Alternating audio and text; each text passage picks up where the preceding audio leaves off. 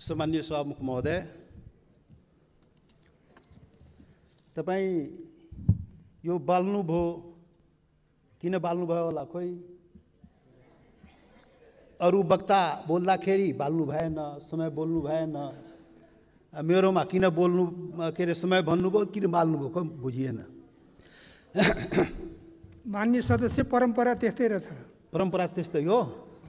ए, भेदभाव गर्ने परम्परा कायमै राख्ने, ल त्यो पनि ठिकै हो। सभामुख महोदय, सभामुख महोदय, यो देशमा सैकड़ों हजारौं पटक संसदको बैठक बसेको छ, तर आजको बैठक सारा नेपाली जनता, संपूर्ण सबै नेपाली जनता टकटकी लगाएर यो संसदप्रति हेरिरहेको छ। सारा नेपाली जनता, जनताको प्रतिनिधि, यो जुन संसदमा हामी राजनीतिक दलको रूपमा उपस्थित भएका छौं, जनताको प्रतिनिधि तो राजनीतिक दलले आज यो ऐतिहासिक दिनमा के भन्दैछ, के गर्दैछ, त्यो चाहिँ सबै सम्पूर्ण नेपाली जनताको जिज्ञासा र ध्यान चाहिँ आजको संसदको बैठकमा छ। सभामुख महोदय, त्यसैले यहाँ सञ्चार माध्यम पनि आजको बैठक ऐतिहासिक बैठक भनिरहेको थियो र वास्तवमा भन्यो भने आजको बैठकमा वास्तवमा ऐतिहासिक बैठक नै हो। सभामुख महोदय, त्यसैले ऐतिहासिक बैठकको दिन अब के बत्ती बाल्ने, के समय निर्धारण गर्ने, बोल्ने मनमा भएको कुरा बोल्न दिनुपर्छ। सभामुख महोदय, सभामुख महोदय, आजको सामान्य यो प्रस्ताव होइन। सभामुख महोदय, यो देशको भूमिको सवाल हो। देशको भूमि आफ्नो नेपालको नक्सामा राख्ने सवाल हो, त्यो प्रस्ताव आएको छ आज। यो सामान्य प्रस्ताव होइन। सभामुख महोदय, सम्पूर्ण नेपाली जनताको ढुकढुकी त्यहाँ रहेको छ। सभामुख महोदय, भावना चाहिँ रहेको छ त्यहाँ। त्यो सम्बन्धमा बोल्दाखेरि जनताको प्रतिनिधिले आफ्नो कुरा राख्न सक्नुपर्छ। त्यसैले आज प्रतिबन्ध नलागियो। सभामुख महोदय, सभामुख महोदय, यहाँ आजको जुन सवाल हो, जुन प्रस्ताव हो, तो राष्ट्रियतासँग पनि जोडिएको सवाल हो, सम्पूर्ण नेपालीको भावनासँग पनि जोडिएको सवाल हो, देशको के भन्छ सार्वभौमिकता, देशको अखण्डतासँग पनि जोडिएको सवाल हो। र त्यही सवालको रूपमा आज यो चाहिँ नेपालको नक्सामा त्यो चाहिँ त्यो कालापानी, लिपु लेक र लिम्पुवाधुरा लगायतका त्यो भूभाग नेपालको नक्सामा राख्ने प्रस्ताव यो संसदबाट स्वीकृत गराउन आइएको प्रस्ताव हो। सभामुख महोदय, त्यसैले आजको प्रस्ताव बडा महत्त्वपूर्ण प्रस्ताव हो नेपाली जनताको लागि। सभामुख महोदय, नेपाली जनता आफ्नो, सम्पूर्ण नेपाली जनता, हिमाल पहाड तराई मधेसका सबै नेपाली जनता आफ्नो देशप्रति, आफ्नो भूमिप्रति सजग छ, समर्पित छ, संवेदनशील छ। यो कुरा आज यो बैठकले देखाउन सक्नुपर्छ। आज यो कुरा हामीले आफ्नो कामबाट देखाउन सक्नुपर्छ। त्यो देखाउनुपर्छ, हामी देखाउला। सभामुख महोदय, यो गर्दाखेरि यहाँ अब के भनौँ, विभिन्न आग्रह पूर्वाग्रहले पनि कुराहरू त सुनिन्छ। राष्ट्रियताको सवालमा पनि एकलौटी रे, कसैको एकलौटी राष्ट्रियता रे। राष्ट्रियताको सवाल आउँदाखेरि ए त्यो मधेसीले राष्ट्रियताको कुरा गर्छ र? ए गर्दैन नि। अरे राष्ट्रियता कसैको एकलौटी होइन, याद गर्नुहोस्। सभामुख महोदय, म सबैलाई आग्रह गर्न चाहन्छु, राष्ट्रियता भनेको सबैको सम्पूर्ण नेपाली जनताको नेपाली राष्ट्रियता हो। कुनै एउटा वर्ग, एउटा जाति, एउटा समुदाय, एउटा क्षेत्रको राष्ट्रियता हुनै सक्दैन। यदि त्यस्तो राष्ट्रियता भयो भने त्यो पङ्गु राष्ट्रियता हो। त्यो राष्ट्रियता चाहिँ काम लाग्दैन। त्यो राष्ट्रिय एकतालाई सबल गर्न सक्दैन, बलियो पार्न सक्दैन शाहमुख महोदय। त्यसैले आजबाट राष्ट्रिय एकताको परिभाषा, राष्ट्रियताको परिभाषा र राष्ट्रवाद र राष्ट्रघातको परिभाषा ठिकसँग व्याख्या गरिनुपर्छ र बुझिनुपर्छ शाहमुख महोदय। शाहमुख महोदय, म धेरै आज म केही कुरा राखौँला, समय अलि लिउँला तपाईँको, र यो पनि देश र जनताकै हितमा हुन्छ, राष्ट्रिय एकताकै लागि हुन्छ, राष्ट्रियताका लागि बलियो बनाउने काम हुन्छ, जुन आज म विचार राखिरहेको छु। शाहमुख महोदय, यस्तो संवेदनशील घडीमा एकता देखाउने हो। नेपाली जनताले आफ्नो एकता नदेखाए आफ्नो सवालको लागि, आफ्नो भूमिको लागि त कसले देखाइदिने हो? नेपाली जनताले नै देखाउने हो र नेपाली जनताको प्रतिनिधिमूलक संस्था, यो प्रतिनिधि सभाले देखाउने हो। शाहमुख महोदय, हाम्रा धेरै आउला यो संविधान संशोधनको कुरा आएको छ। यहाँ नक्सालाई लिएर त्यो चाहिँ संविधानमा, त्यो अनुसूचीमा संशोधन गर्ने प्रस्ताव आएको शाहमुख महोदय। तो कालापानी लिपु लेक, लिम्पुवाधुरा सहितको भूमि त्यो नेपालको हो भनेर त्यो चुच्चो त्यो हुने गरी त्यो नक्सा चाहिँ संसदबाट पारित गराउन प्रस्ताव आएको शाहमुख महोदय। संविधान संशोधन गर्न प्रस्ताव आएको शाहमुख महोदय मार्फत सम्पूर्ण देशवासीलाई थाहा छ यो संविधानको बारेमा। यो संविधानको बारेमा हाम्रा आफ्ना रिजर्भेसनहरू रहेको छ। यो संविधान पूर्णता पाएन। यो संविधान सबैको हुन सकेन। यो संविधान हिमाल, पहाड, तराई, मधेसका सबै जनताको हुन सकेन। आदिवासी जनजाति शेर्पा, तामाङ, राई, लिम्बू, गुरुङ, भोटे, मगर, नेवारको हुन सकेन। मधेसीको हुन सकेन, थारूको हुन सकेन, दलितको हुन सकेन, शोषण उत्पीडन परेको जनताको हुन सकेन। उसले आफ्नो भावना राखिरहेको छ, रिजर्भेसन राखिरहेको छ। यो हाम्रो पनि संविधान हुनु पर्यो, हाम्रो लागि पनि बनाइदिनु पर्यो, त्यो प्रावधान हाम्रो लागि पनि राखिदिनु पर्यो। त्यो संविधान संशोधनको जब कुरा आउँछ हामीले राख्ने गरेका शाहमुख महोदय। आज पनि संविधान संशोधनकै सवाल आएको छ प्रधानमन्त्रीजी। शाहमुख महोदय, तपाईँ मार्फत प्रधानमन्त्री सौभाग्य आज बसिराख्नु भएको छ, प्रत्यक्ष रूपले सुनिराख्नु भएको छ। हामी त्यो संशोधनको जब कुरा आउँछ संविधानको, त भन्दाखेरि नै हामी भनेका थियौँ यो सबैको लागि संविधान बनाउनुहोस् है। विगतमा त्यत्रो आन्दोलन भयो, यो देशका आदिवासी जनजाति, मधेसी, थारू लगायत दलित सबैले आन्दोलन गरेको छ। त्यो संविधानमा सबैको भावना राखियोस् है हामी भनेका थियौँ। तपाईँहरू सहमति गर्नुभएको थियो शाहमुख महोदय। यो देशको ठुला पार्टी काङ्ग्रेस, कम्युनिस्ट, माओवादी जतिका के भन्छ एमाले, माओवादी सबैले सहमति गरेका थियो यस्तो संविधान बनाइन्छ र अब यो मुलुकमा विभेद हुँदैन। अब संघीय लोकतान्त्रिक गणतन्त्र आउँछ, सबै नेपाली बराबर हुन्छ, कुनै समुदाय, कुनै वर्ग, कुनै क्षेत्रप्रति केही अन्याय हुँदैन भनेर भनिएको थियो, सम्झौता गरिएको थियो। तर बन्दाखेरि त्यो भएन। त्यो पीडा त भन्न पाइन्छ नि अहिले संविधान संशोधन गर्ने बेलामा। हामीले त भने हो शाहमुख महोदय, जब प्रधानमन्त्रीले नक्सा बनाउनु भयो हामीले भनेका थियौँ राम्रो गर्नुभयो। नेपालको भूमि फिर्ता ल्याउने कुरा जुन गर्नुभयो, नक्सा बनाउनु भयो, राम्रो गर्नुभयो। सर्वदलीय बैठकमा हामी सबैले एकमतले सरकारलाई, प्रधानमन्त्रीलाई हामी भन्यौँ तपाईँ अगाडि बढ्नुहोस्, यो चाहिँ भूमि चाहिँ नक्सा बनाएर मात्रै हुँदैन, फिर्ता ल्याउने पनि कुरा गर्नुहोस् है प्रधानमन्त्रीजी। नक्सा बन्यो। आज संसदबाट के भन्छ संविधान संशोधन समेत गराएर अनुसूचीमा राख्ने कुरा भएको छ। जब संविधान संशोधनको सवाल आउँछ त्यति बेला हामीलाई त्यो पीडा हुन्छ, किनभने यो संविधानको लागि, यो संविधानको अपनत्वको लागि सैकड़ों जनता चाहिँ जान गुमाएको छ, बलिदान दिएको छ शाहमुख महोदय। त्यो पनि राष्ट्रियता हो, त्यो पनि नेपालको जनताको राष्ट्रियता हो, त्यो पनि आफ्नो हक अधिकारको लागि जान गुमाएको छ, सङ्घर्ष गरेको छ, आन्दोलन गरेको छ शाहमुख महोदय। त्यसैले शाहमुख महोदय जब संशोधन कुरा आउँदाखेरि त्यो कुरा पनि हामी राख्ने गरा। त्यसैले हामीले भनेका थियौँ शाहमुख महोदय प्याकेजमा ल्याइदिनुहोस्, यो त्यो कुरा पनि ल्याइदिनुहोस् न, जो हामीले उठाएका सवालहरू पनि त्यो पनि ल्याइदिनुहोस् न, सँगसँगै ल्याइदिनुहोस् न। अनि राम्रो हुन्छ। अनि राष्ट्रिय भूमि मात्र होइन, जनता पनि राष्ट्रियता हो नि त। भूमि मात्रै होइन, जनता समेत, भूमि र जनता मिलाएपछि राष्ट्रियता हुन्छ। जनताको सवाल पनि ल्याइदिनुहोस् न भने आग्रह गरे हो।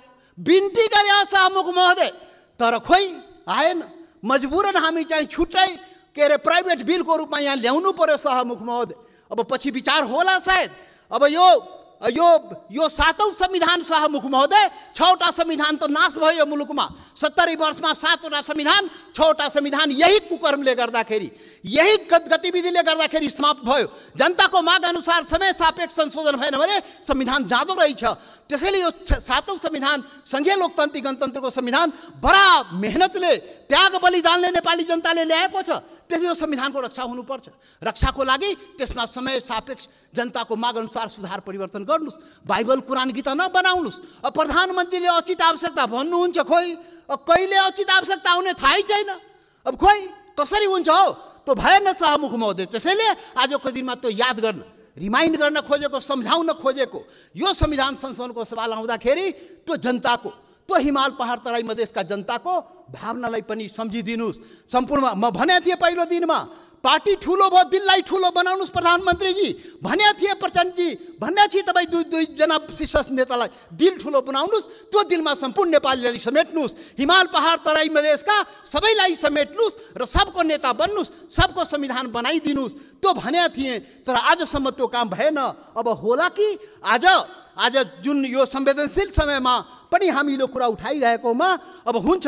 त्यसैले सभामुख महोदय, सबै असन्तुष्टिका बावजुद हाम्रो पुरै असन्तुष्टि छ संविधानप्रति, हाम्रो अधिकारप्रति, पहिचानप्रति, यो देशको जनताको अधिकार र पहिचानप्रति, हिमाल पहाड तराई मधेसको जनताको अधिकार र पहिचानप्रति, उसको समानता र विभेद के विरुद्धमा यो विभिन्न कुराहरू हाम्रा रिजर्भेसन छ, हाम्रा असन्तुष्टिहरू छ। तर पनि आज जब देशको सवाल उठेको छ, राष्ट्रियताको सवाल उठेको छ, हाम्रो भूमिको सवाल उठेको छ, यो अवस्थामा सबै असन्तुष्टिहरूलाई थाती राखी जनता समाजवादी पार्टीले यो प्रस्ताव, जुन यो नक्सा सम्बन्धी प्रस्ताव जुन आएको, त्यो प्रस्तावलाई जनता समाजवादी पार्टीले सहर्ष समर्थन गर्दछ। त्यसलाई हामी सर्वसम्मत रूपले समर्थन गरेका छौँ सभामुख महोदय। याद रहोस्, हाम्रा असन्तुष्टि हिमाल पहाड तराई मधेसका जनता, तो शेर्पा तामाङ राई लिम्बू गुरुङ भोटे मगर नेवार थारू मधेसी दलित, त्यो जनताको भावनालाई बुझिदिनुस्। यसरी देश चल्दैन त्यति मात्रै भन्ने हो सभामुख महोदय। यसरी देश नचलाउनुस्, यो सबैको देश हो। राष्ट्रियता भनेको सम्पूर्ण नेपालीको जनताको मनमा आफ्नो देशप्रति भावना छ र त्यही भावनाको यहाँ प्रतिबिम्बित यहाँ भएको छ। जति असन्तुष्टि भए पनि जब देशको सवाल आउँछ हामी एकजुट भएर उभिन्छौँ। आज हाम्रो बारेमा त अनुहार हेर्ने बित्तिकै मधेसी, यो त राष्ट्रघाती नै होला, यो त मधेसी, यो त विदेशी नै होला, यो त भारतीय नै हो भनेर कुण्ठाबाट भरिएका नस्लीय चिन्तन बोकेकाहरू आजदेखि त्यो हटाइदिऊ। नेपाली सीमाको रक्षा प्रत्येक मधेसी सेना भएर सीमाको रक्षा गरेको छ सभामुख महोदय। नेपालको सेना त्यहाँ बस्नु पर्दैन। मधेसी जनता त्यो सीमाको रक्षा गरेको छ, इमान्दारीसँग गरेको छ। तपाईँ विभेद गरे पनि, तपाईँ अन्याय गरे पनि सरकारले विभिन्न प्रकारले उसलाई पीडा पुर्याए पनि आफ्नो सीमाको रक्षाको लागि लडेको छ, मरेको छ। त्यसैले सभामुख महोदय, अब यो जनता समाजवादी पार्टी अब भर्खर हामी एकता प्रक्रियामा पुरा पनि भएको छ, निर्वाचन आयोगमा गएको छ, एक भइसकेर यो वैकल्पिक शक्ति निर्माणको लागि, राष्ट्रिय शक्ति निर्माणको लागि हामी प्रक्रियामा अगाडि बढिसक्यौँ सभामुख महोदय। अब अन्तमा सभामुख महोदय, अब तपाईँ लाइन त नकाट्नु होला, अब अन्तमा आइसके। सभामुख महोदय, एउटा कुरा देशवासी जान्न चाहन्छ, ल यो फेरि राष्ट्रघात यो देशमा हुने हो कि? यो राष्ट्रघाती को हो यो देशमा? पहिचान गर्नु पर्यो। यो राष्ट्रघाती हो को यो देशमा? देश बेचुवाहरू को हो? अरे देश बेचुवाको खोजी हुनुपर्ने नेपाली जनताले त्यो पनि खोजिरहेको छ। अरे त्यो त हाम्रो छँदै थियो नि, त्यो जमिन, त्यो काला पानी लिपु लेक लिपुवा धोरा सहितको नक्सा त नेपालको नक्सामा त थियो 58 वर्ष पहिले। अरे कुन देश बेचुवाले देश बेच्यो? श्वेत पत्र खोइ जारी गरेको, श्वेतपत्र जारी गर्नु पर्दैन, टुडी खेलमा राष्ट्रघातीलाई झुन्ड्याउनु पर्दैन, ढाकछोप गर्ने। अरे सभामुख महोदय, महाकाली सन्धि हुँदाखेरि, अरे 25 वर्ष पहिले महाकाली सन्धि भएको थियो र यही संसदबाट पारित गराइएको थियो। त्यो महाकाली सन्धि कसरी भयो? अरे त्यसमै थियो नि महाकाली सन्धिमा लिपुले काला पानी लिम्पू अधुराको महाकालीको स्रोत, त्यो नदीको स्रोत मुहान कता, त्यो क्लियर भएको भए त हाम्रो जमिन मिचिन थियो र किन भएन? यही संसदबाट पारित गराइएको थियो। कसले पारित गरायो? कसले सम्झौता गर्यो? कसले पारित गरायो? म त सुनेको छु, त्यति बेला म सांसद थिइनँ, पार्टी पनि फोरेर पारित गराइयो भो। अब अरे कस्तो राष्ट्रवादी काम गरे हो? महाकालीलाई संसदबाट पारित गराउँदाखेरि त्यो मुहानको चाहिँ महाकालीको मुहानको चाहिँ पत्तो नलाउने र त्यसलाई चाहिँ संसदबाट पारित गर्ने। त्यसैले राष्ट्रघातीको पहिचान हुनुपर्छ सभामुख महोदय। सकिनै लाग्यो सभामुख महोदय, यो राष्ट्रवादी कुरा हो, यो खोखला राष्ट्रवादी कुरा होइन। यो राष्ट्रघातीलाई पर्दाफास गर्नुपर्छ नेपाली जनताको बीचमा।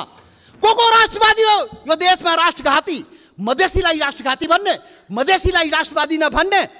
मधेसी जनता, यो देशको मधेसी जनतालाई त्यसरी औँला ठुर्याउने काम कसैले नगरोस् राष्ट्रवादको मामलामा। सभामुख महोदय, कतिचोटि अग्नि परीक्षा दिने हो, कतिचोटि प्रमाण दिने हो हामी? यस्तो अग्नि परीक्षा नलिनुस् सभामुख महोदय। सम्पूर्ण नेपाली जनतालाई म यो रोस्टमबाट आग्रह गर्न चाहन्छु, यस्तो अग्नि परीक्षा नलिनुस्। त्यो मधेसी जनता त्यो प्रति अन्याय नगर्नुस्, यो देशको आदिवासी जनजातिप्रति अन्याय नगर्नुस्, त्यो थारूमाथि अन्याय नगर्नुस्, त्यो दलितमाथि अन्याय नगर्नुस्।